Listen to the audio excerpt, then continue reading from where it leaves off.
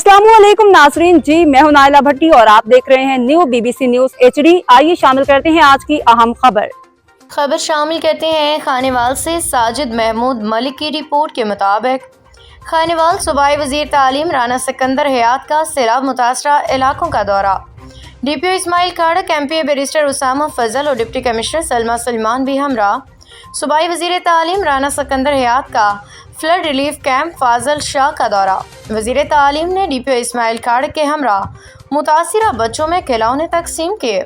DPO और deputy commissioner ने सैलाब की मौजूदा सूरत हाल की पेश नज़र ब्रीफिंग दी। सूबाई वजीर ने पुलिस की जानिब से सैलाब ज़दगान को फौरी इमदाद और रेस्क्यू करने पर शाबाश दी। हुकूमत मुतासरीन को तनहा नहीं छोड़ेगी। राना सिकंदर हयात मुतासरा ख़ानदानों की बहाली अवलीन तरजीह है। सैलाब मुतासरा अफराद के मसाइल तरजीही बुनियादों पर हल करेंगे। सूबाई वज़ीर तालीमी इदारों को भी बहाली के अमल में शामिल किया जाएगा। तमाम वसाइल मुतासरा अवाम की मदद के लिए बरूए कार लाए जा रहे हैं। रिपोर्ट हाजी साजिद महमूद मलिक।